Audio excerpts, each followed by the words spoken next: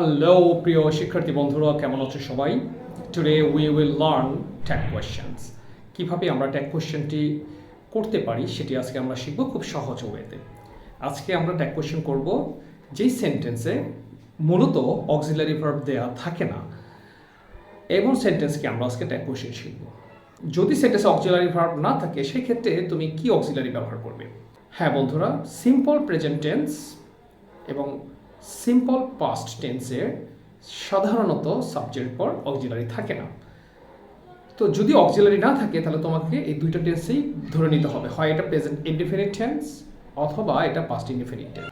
Present indefinite টেন্সের দুটি auxiliary রয়েছে, একটি হচ্ছে ডু আর একটি হচ্ছে ডাজ।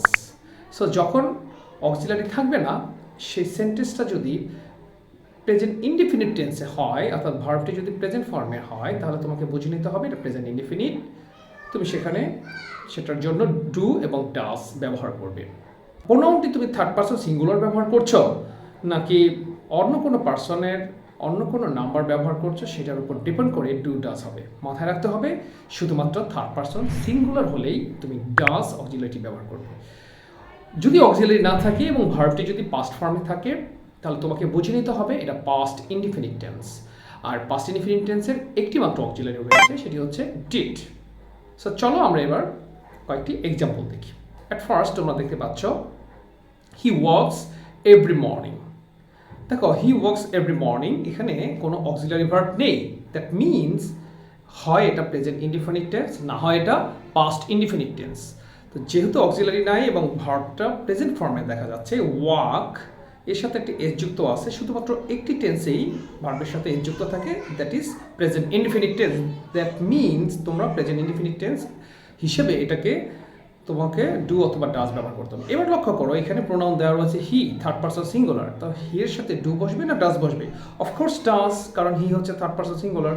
সো এখানে সেন্টেন্সটিও রয়েছে অ্যাফার্মেটিভ এবং ট্যাগ কোশ্চেনটি হবে নেগেটিভ। সো তুমি এখানে কি বসাবে?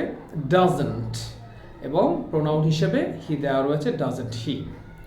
এরপর তুমি নেক্সট এক্সাম্পলটি দেখো, দে লাভ প্লেইং ক্রিকেট। এখানেও দেখো কোনো অক্সিলারি নেই, বাট ভার্বটি লাভ প্রেজেন্ট ফর্মে আছে, that means present indefinite tense. তো এখন প্রোনাউন হিসেবে এখানে কি বসবে? দেই। সো দের সাথে কি ডাজ হবে না ডু হবে? অফকোর্স ডু হবে, এটা থার্ড পারসন সিঙ্গুলার নয়। সো আমরা এখানে ডু নটের জন্য কন্ট্রাক্টেড ফর্ম ডন্ট বসাবো, ডন্ট দে। আশা করছি এই দুটি এক্সাম্পল বুঝতে পেরেছ। চলো 3 নম্বর এক্সাম্পলটি দেখি। The child cried for a long period of time. লক্ষ্য করো এখানেও অক্সিলারি ভার্ব নেই এবং এখানে প্রোনাউনও দেয়া নেই। The child, child third person singular number, শিশুদের জন্য প্রোনাউন হবে ইট। সো আমরা বেবি বা চাইল্ড থাকলে প্রোনাউন আমরা বসাবো ইট, সো এই ক্ষেত্রে প্রোনাউন হবে ইট। এখন লক্ষ্য করো যেহেতু অক্সিলারি নেই, এটা প্রেজেন্ট ইনডিফিনিট অথবা এটা পাস্ট ইনডিফিনিট টেন্স। যেহেতু ক্রাই ভার্বটির পাস্ট ফর্ম ক্রাইড এখানে রয়েছে, দ্যাট মিনস এটা পাস্ট ইনডিফিনিট টেন্স। সো এখানে অক্সিলারি হবে ডিড নট। সো ডিড নটের কন্ট্রাক্টেড ফর্ম ডিডেন্ট। তো সিম্পলি তোমরা এখানে ট্যাগ কোশ্চেনটি হবে ডিডেন্ট এবং দ্য চাইল্ডের জন্য ট্যাগ কোশ্চেনের প্রোনাউন হবে ইট। আশা করছি তোমরা বুঝতে পেরেছো। আশা করছি আজকের এই লেসনটি তোমাদের উপকারে আসবে। যদি ভালো লেগে থাকে অবশ্যই লাইক, শেয়ার এবং কমেন্ট করে আমাদেরকে জানাতে পারো। ভালো থাকবে সবাই, টাটা।